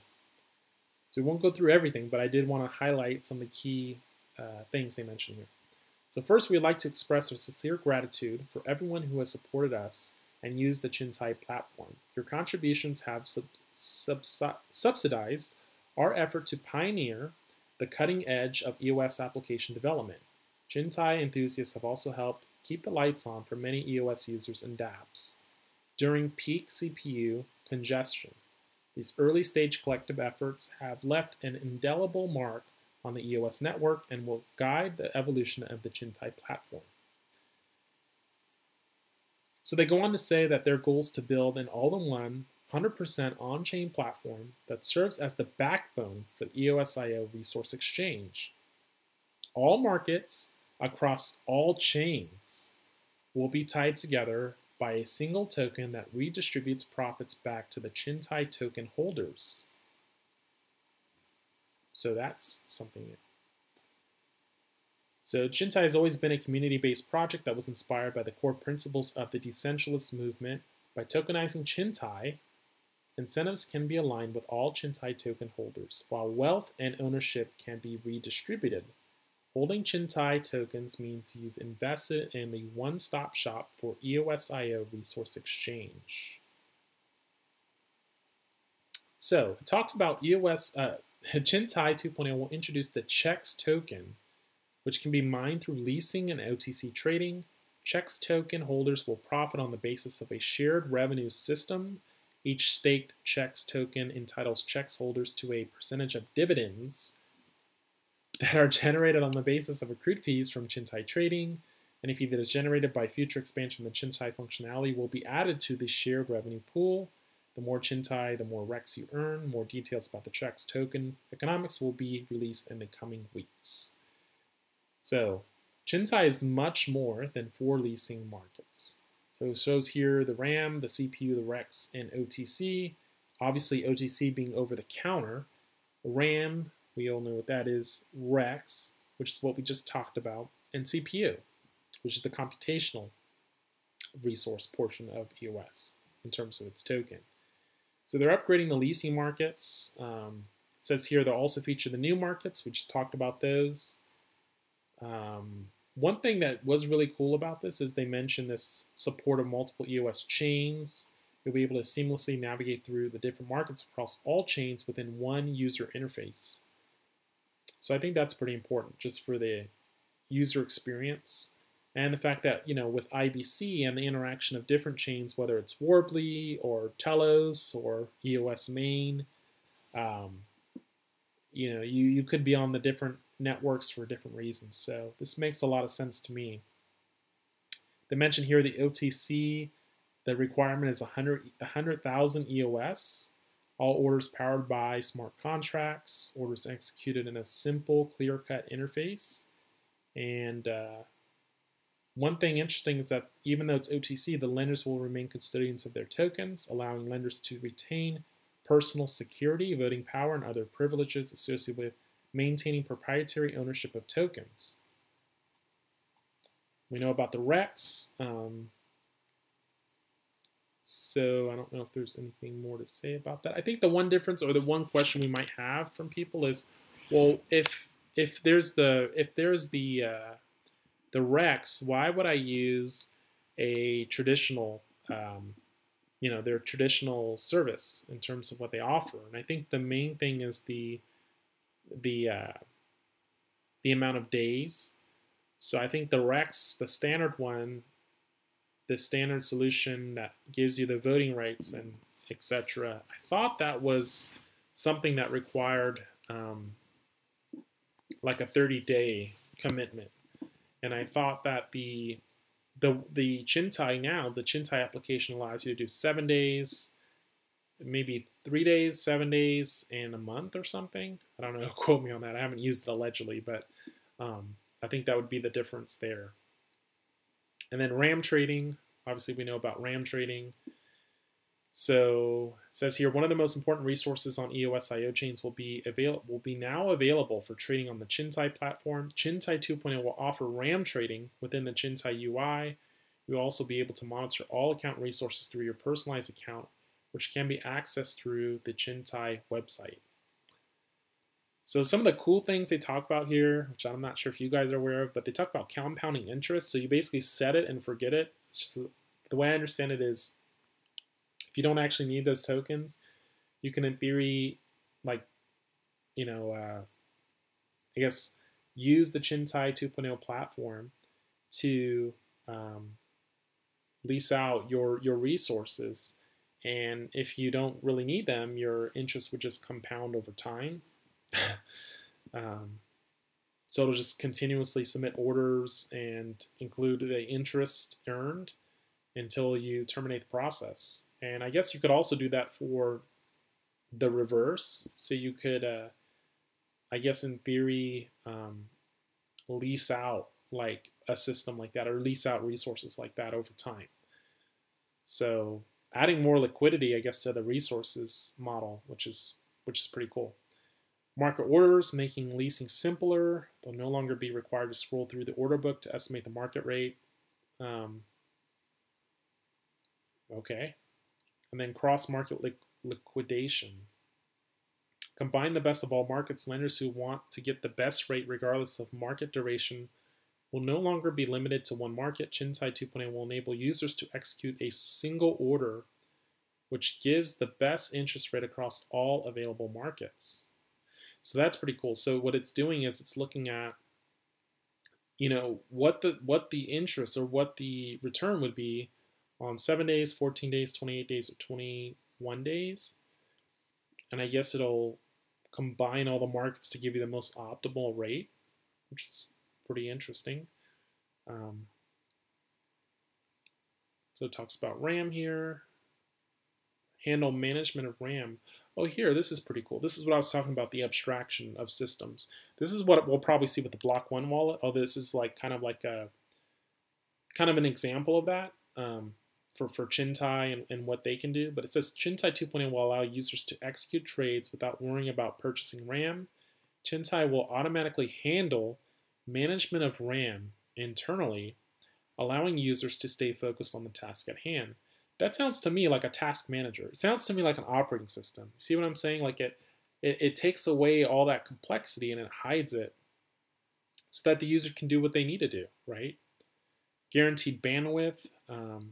So users who require a fixed amount of CPU and net bandwidth will be guaranteed to receive it without having to manually set up new orders every time a lease expires.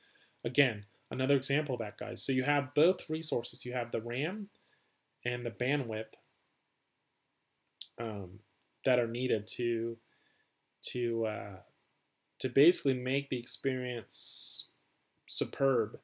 And the other thing to keep in mind is that, you know, in theory, a company, right, that is using EOS, like the EOS chain for their customers, could use Chintai to buy or lease the resources for that for the consumer they have on their side. So from the consumer side, they wouldn't even need to worry about any of this stuff. This would be handled by the business that is building on EOS. That's actually where I see this actually being used. And that's gonna, like I said, change the whole game in terms of how the user experiences an application on EOS, because they're not gonna be worrying about it. I mean, for advanced users, maybe like us, if we want to play with this stuff, we can. But your average user who's going to get into this space, they're not going to have to worry about this. It's all going to be, I think, handled by the developers and through the solutions like we're seeing on Chintai. So it talks about an improved APR model, and it talks about, again, multiple chains.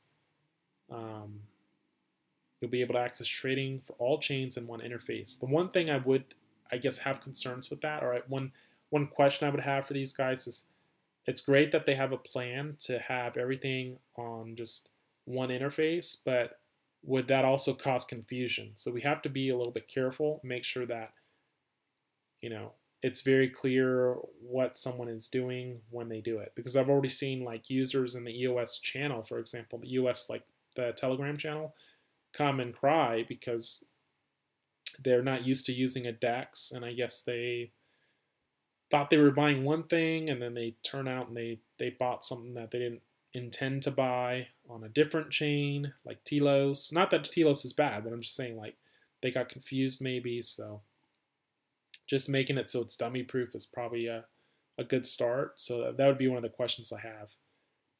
Internal ecosystem for account management. Again, this talks about what we just discussed a little bit earlier. The fact that they'll have this, it sounds like more like automated management for a lot of these things. And then airdrop. So to answer your question, I know there were some questions about you know, how many tokens they plan to have for this. And I think they mentioned that they would release more information in the next coming weeks. So I don't know if it's been finalized, but I mean, this is pretty big news. I think this might be even bigger news than some of the other stuff we went over, just because of what it can do for the user experience. So I think that's really cool. Both as people are realizing, like the crypto type is realizing like passive income allegedly, but it's also pretty cool from just how a user's going to experience an app and how that looks to them, you know. And I'm sure if like EOS Dice, if people are going on there and the company that, or the developers who made that are making profit, they'll probably be able to put up a lot of the upfront funding to rent the resources needed so that users don't have to worry about it anymore. You know, that's what we're going to see. What's up, Troy? EOS Cafe in the house. Shout out to you guys. Thanks for tuning in. And see what else others have to say. Also, everything on one interface seems risky and centralized, maybe. Yeah, I mean, the thing is, I just see it being maybe like a way that someone who's not used to the interface could make a mistake. I think that's my main concern. You know, the interface being risky and centralized, I don't know if I see that, because it's more just, I mean, ultimately you'll still need to sign the transaction, I'm assuming, but it just, you know, there could be mistakes made. So I'm going to follow up with them and maybe ask them that, but I just think, like, I'm blown away by this, what they mention here, because a lot of it is just, like I said, it just came out today, but I'll probably have to read it again, but the way I understand it, it's like, wow, this is going to pretty much do what we just talked about, which is abstract all the difficulties away from what a user would see, right? And if developers are on board to pay for it, then it's going to make the experience like another factor better, just game changer. Because Crypto says Fuzzy had talked about leasing bandwidth from one chain to another through IBC. Not sure if this is close or even possible, but it definitely breaks my brain trying to think about it. It does for me too. I mean, we're gonna see. Yeah, it's just like mind blowing, right? It's just crazy. You Can't Be Me says, as it turned out to be true with all ICOs, with Chintai, take a close look at who's behind it and the GitHub page as well. I'd agree with that. In fact, one of the things that you might want to do is also just learn what the incentive structure is for tokens, because it sounds like, if you guys read this article again, it sounds like what they plan to do is actually reward users who use the Chintai platform. So I thought that was pretty innovative. It talks about mining. So it says here they're introducing this checks token, which can be mined through leasing and OTC trading. So that might be sort of your hint at it. But they said again that they'll be releasing more information in the next coming weeks. So tune into this channel and others for that information. This isn't really investment advice. We're just going over projects on EOS. We're just, I think, enthusiastic community members. So as others advised, make sure you do your own homework. But yeah, I'd love to hear what you guys think about that. I'm kind of blown away by all this news. I mean, a lot of people say, well, there's no news, nothing's getting built on EOS, and I'd actually beg to differ. I'd say there's a lot of things that are happening right now on the chain, and it's really exciting. So we got one more story to go. Would you guys want to hear a song before we get into the next story, or you guys have a topic you want to discuss? I think next week I'm going to try to actually do a video on outside in like the mountains. How cool would that be live? Although the phone that I have isn't as cool. No songs, please. Okay. What's up, George? All right. So then let's go to the next story then.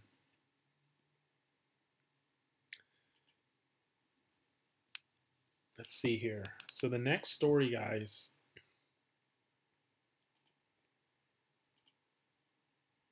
is the scatter. Yeah, the direction on scatter is the next story, actually. So I read your mind. Maybe I did. Let's see here. So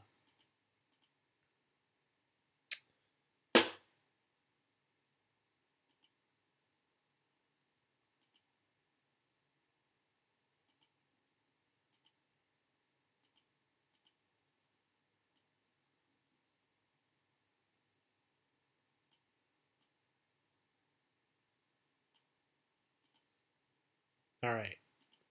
So this is another article that was posted today. This one by Rami James. I'm sorry, Rami James had posted this. So this talks about the direction on scatter and some thoughts from them on where they think they're going. So we'll just go over this. It's kind of like a I don't know. I feel like it's almost like, with all this news coming out with EOS, it seems like presents under the tree or something, I don't know, maybe it's just me. But anyway, it goes on to say the latest version of Scatter was released this past week. It was months in the making, and I think it successfully proved that the burgeoning partnership between Nathan and I produce high-quality software at a furious pace. He's a beast. Showing that a team can produce proves that a team has a future. I think we can produce. Well, guys, I think you guys can too. And I'm sure everybody in this chat tonight would agree with that. What was most important for me is that it gave me the opportunity to really dig through every part of Scatter and understand all its use cases and edge cases. It was enthralling because through this project, I was introduced to this niche and off-beaten path technology space. He's not making that up. There's an amazing energy in these communities filled with people who have this singular focus of building the next big thing. It feels like tech in the 90s, where new beasts were being wrought from the sleepy coals of the previous paradigms. Now that I have all of Scatter wedged into my head, I'm starting to play with the idea of what it could be. Right now, it's a complicated password mechanism for signing into things.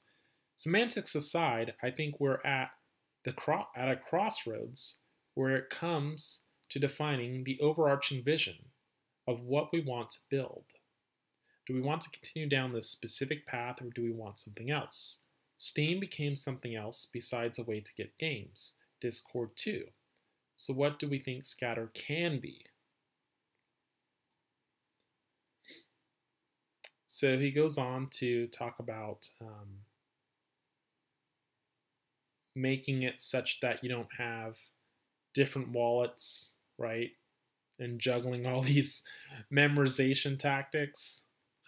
So we know Scatter's improving this process, but they also talk about stepping up the role in terms of added features. So they talk about a couple things here that I want to bring to your attention. One is the language, which we've seen a theme on tonight, and that's something I'm learning about. We're seeing a theme in terms of people understanding that, having solutions in English are great, but in order to have a world-class platform or world-class application, you need your application to speak to your users in a global setting. And so we saw like Cypherglass today. I noticed he in his latest video, he mentioned that he's learning Mandarin, and his team made a whole Mandarin channel to reach out to folks in China, right? Which is pretty cool.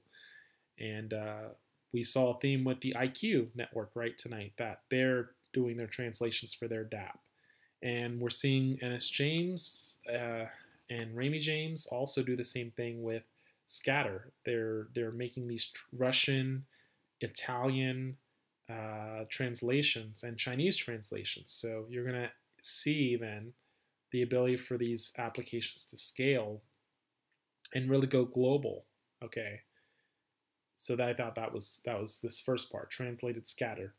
Second part is the Scatter apps. So this is basically a repository for exploring and using all new decentralized apps that are available on the EOS and Tron networks. So that's another advantage I see to some of these wallets in the future is, not only can they list applications, but you might see people like Scatter or Block One whitelist or somehow like verify the applications for the users to protect the users in some way. There's value added in those services. So you could see something like that. Scatter Bridge, a way to simply introduce external users to blockchain networks without needing anything more than an email address. The dApp itself can buy and fund the new EOS account, but users never need to know they are using a blockchain. Wow. If they ever want to grow into an advanced user, they already have an account and can use it in Scatter Desktop or mobile. Wow, that sounds pretty cool. So, a couple key statements here. Introduce external users. users who are not familiar with blockchain to blockchain without anything more than an email. That sounds pretty big, guys. So I really like that. I mean, for us vets, it's not going to help us. But I mean, for widespread adoption, yeah, I think this is huge. So I'm going to check that out later. Scatter Exchange, it sounds like he's going to have an actual exchange. Wow. So once you're into Scatter and have an EOS account with some funds in it, perhaps you'd like to dip into some games on Tron. Oh, he picked a... Should be the opposite, Ennis James. We allow users to exchange their tokens to ETH or Tron, so they can explore some of the games or exchanges that are easily accessible via the built-in Scatter apps list. There are shots from our upcoming release. Wow. That's looks pretty impressive. What do you guys think about that?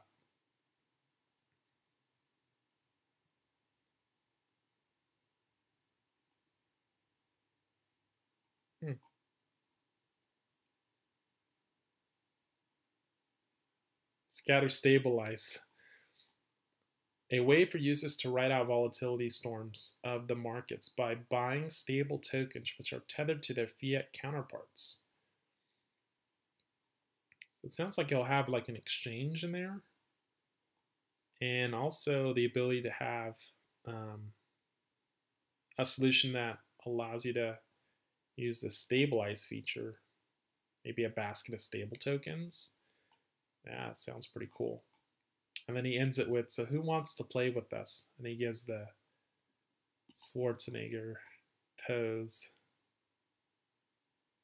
It's pretty cool. Shout out to those guys. I'd love to hear what you guys think about that. That's huge news. I mean, wow, I'm just blown away. Let's see what folks are saying. Ennis James is a badass, doesn't sleep. I kind of always thought he would do something epic, not shocked. That is crazy, though, still. That is nuts. Visionaria says, I remember seeing Ennis James explain Scatter on his early YouTube vids and the Riddle token. Wow, probably only months ago. We have come a long way so fast. I'd agree with that. That's what I was saying. Like, I remember when Ennis James, like, it was like a white paper, you know. This is like in the beginning of the year or something, or you know, he was brainstorming all these things, and now he has this app that is working pretty well, despite what Larimer. I think Larimer had there's some salt in the wound and said that his wallet would be far better and that the coding would be better. But I mean, honestly, after using Scatter, I could say it's met all my expectations. You know, it's like worked seamless. So I couldn't ask for a better wallet solution. And obviously, I'm not compensated to say that. I just think I think you guys would agree. He's done a pretty good job.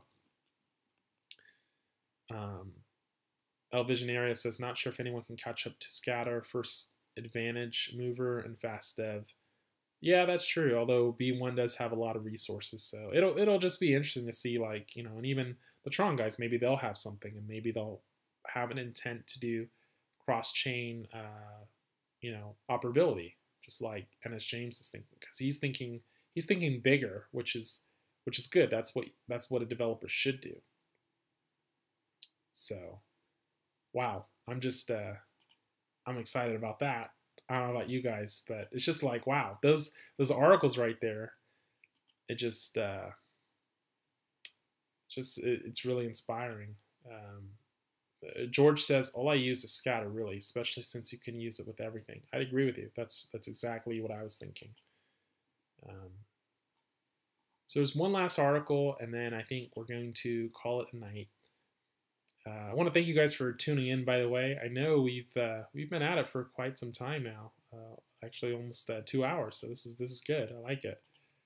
This one is actually our friends at EOS New York, and they talk about EOS governance, approaching immutable dApp architecture. this was posted a couple days ago, but I think it's still relevant to bring to your attention and just keep you guys aware of some of the things with just smart contracts. And I know a lot of us like to imagine that smart contracts are totally immutable, and it's no one can change anything. And there is some truth to that, but I mean, you have to be aware of some things. And I think this article does a pretty good job of recognizing some of those points. So I just want to share it with you guys.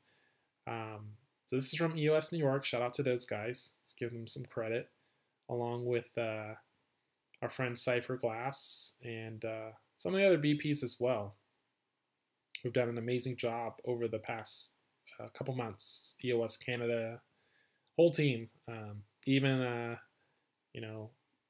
EOS Tribe, right? And Eugene. So shout out to him. The EOSIO technology and EOS networks have been massively successful so far, despite limited time spent in production. We have outpaced many competitors in throughput, daily active users, and rate of growth. We have rapidly improved and iterated since launch, and this should be celebrated.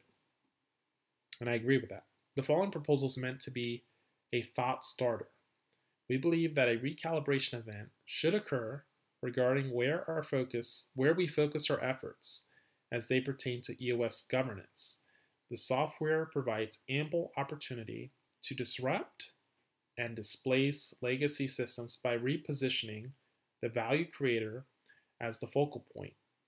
To this purpose, we believe the community should reposition the developer, the value creator, back to the center of the conversation within EOS. So the position. Good EOS governance means an efficient decision-making framework that reduces the need for trust between parties and accelerates growth. The following is a quote from a member of the EOS Telegram community. We're debating with dApp, and I think they were talking about a dApp, about dropping or maybe delaying our EOS roadmap. And we've been very pro-EOS since day one, but it feels lonely as a dApp developer in EOS, to be honest. All we talk about is BPs, constitutions, RAM, etc., while we are busting our butts bringing EOS to the masses alone. The discussion surrounding governance so far has left out the developers, and yes, that is true. Let's pivot.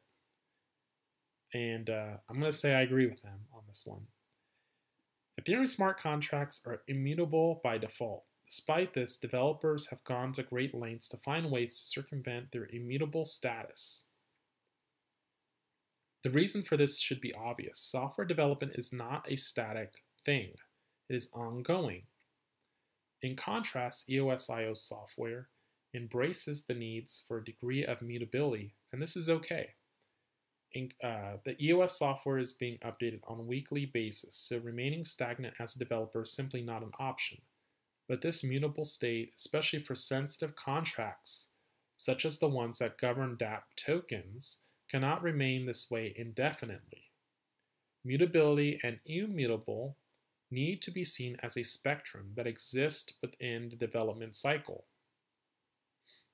Throughout this cycle, the developer should seek to increase security and decrease the need for trust by either achieving total immutability or asymptotically approaching it. So talk about a solution here about taking advantage of EOSIO's inherent permissions system. This is actually in the developer portal, so I didn't recommend you guys take a look at that, but you can actually assign weights and thresholds. And obviously you have owner and active keys and multi-sig accounts. So really what they're getting at here, guys, and just, we don't need to go through all the gist of this, but I would encourage you guys to read this through. It's on the medium.com for EOS New York. And one of the things to keep in mind for any chain that you're looking at or anything you're supporting, I would say, I don't want to say the word investment, but you guys know what I'm saying. One of the things to keep in mind is that a lot of these contracts, technically they, like on EOS, they're supposed to be immutable, but they are mutable. So one of the things we have to tackle as a community is to define the structure and how smart contracts, under what conditions they should be mutable, and making sure that we have the right balance between providing the developer an ability to update their code, but ensuring that like token amounts or token distribution or token ownership is not somehow distorted, or trust is destroyed, because that could hamper adoption on the network, and also price discovery and valuation, right, as well. Not just for that project, but other projects. So I think this is an important topic. I'd recommend you guys, certainly take a look at this. It is kind of technical, but it is worth a read. So certainly look at that. And I don't know if anybody's had an opportunity to take a look at that article before I've mentioned it here. But it's just something you need to keep in mind. Hey, peace out, Costa Crypto. Glad to have you on my show, and thanks for tuning in. So if you guys have any topics you want to talk about beyond that, please add it to the chat here, and hopefully you guys will tune in next time as well, because that was pretty much the last article I wanted to share. So yeah, please take a look at that article, and do hit the like button if you like my content. It is pretty late, so you guys are warriors, man, for keeping up with me here so late. So I appreciate that. And yeah, it is the 23rd. Tomorrow's, of course, the 24th. So if I don't make another video between now and New Year's Day, I want to wish you guys happy holidays, Merry Christmas, Happy New Year's. We may actually do another video, maybe at that meetup we're doing with EOS Dublin. So look out for that. That'll be our next meetup here locally. And yeah, until that point, as my boy Crypto Feez would say, love your family, cherish your health. Definitely do that. You guys know I'm all about that. Get outside, do some hikes, and yeah, protect that crypto, especially that EOS. So peace out, guys. Lots of love, and yeah, we'll talk to you later. Peace.